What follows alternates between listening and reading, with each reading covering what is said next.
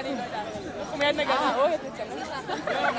תסתכלו, למה נשאלים, אתם יודעים מה שואלים שאני מתחילה? לא, מה הקשר? רק שאלנו איזה שיר זה. מה?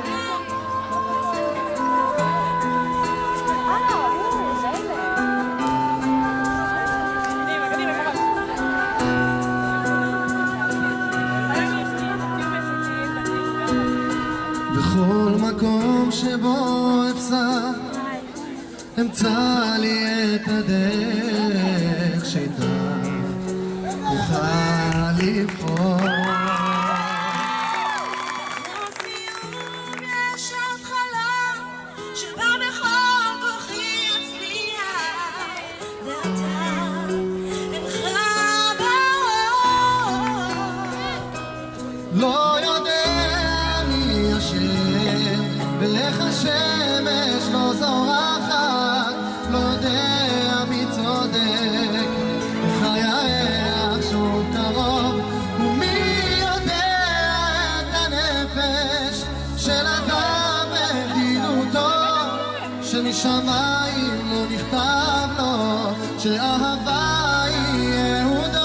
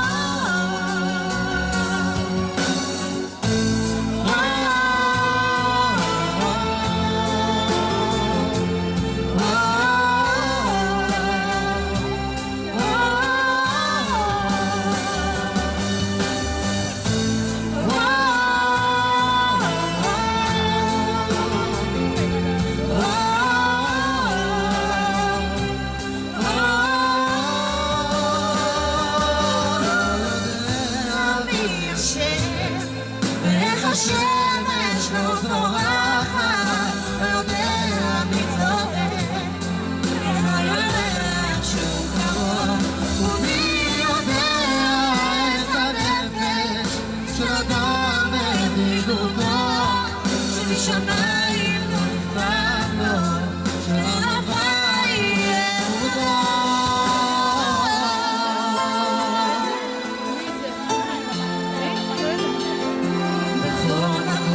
שבו אפשר אמצע לי את הדרך.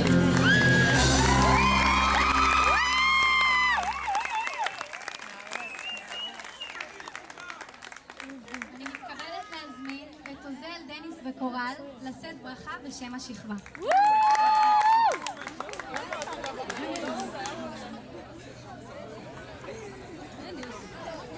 עברו להן כבר 12 שנה, והנה אנו נפגשים לבוקר של פרידה. היה טוב, היה רע, בואו באמת נברר את הסוגיה. אז היינו בבית ספר יסודי? מזמן. קנו לנו תיק עם ספיידרמן או ברבי, כי זה מה שהיה הכי חשוב.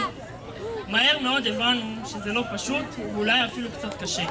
אבל מה? בשביל מה יש חברים? אז חיי חברה יש לנו?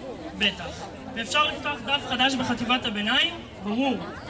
אז עולים לחטיבה, ואוי ואבוי אם מי שיפצו אותי בכיתה, אבל אז הסתבר שגם דורשים ממני להתמיד בציונים, כי אולי לא אעלה לחטיבה העליונה ללא הישגים. לאחר 9 שנים, אנו עולים סוף סוף לחטיבה העליונה. עוד קצת גז ואנחנו בסוף. כך אמרו לנו כל הזמן. אני מוכרח להגיד, זה לא קצת גז, זה הרבה מאוד גז. ולא תמיד למנוע יש כוח. הרי אנחנו מתבגרים, לא? ולא בדיוק מעניינים אותנו הלימודים. יש לנו גם חיים, מורים, אתם מבינים? אנו רוצים להיות גם עוד קצת ילדים, בלי לחצים, בלי מחויבות, בלי הסיוט הזה שנקרא ללמוד, לחרוש, והאיומים שאם לא נלמד, לא תהיה לנו תעודת בגרות. בית הספר הוא כמו קייטנה, אולי גיהנום, לא איך מסתכלים על זה. השנה הזו עמוסה ומלאת משברים, מטורפת וחסרת מעצורים. לחץ ובכי ולפעמים מרגישים גועל נפש. אז אף על פי ולמרות הכל, אנחנו סוף סוף כאן על סף פרידה מהחטיבה העליונה. ולקראת הסיום, אנו רואים גם חובה למסור כמה מסרים למורים ולהנהלה. בית הספר שלנו הוא אחלה, גדול. חיי החברה פה נהדרים. בילינו בו שעות רבות, וכמעט הפך לבית שני עבורנו. כמו בכל בית, גם כאן יש כמה פריטים הספקים למקצה שיפורים ושיפור. כמו לאפשר גמישות במעבר בין מקצועות המוגברים, חיזוק טוב יותר של המבחנים על פני הרבעונים, טיפול טוב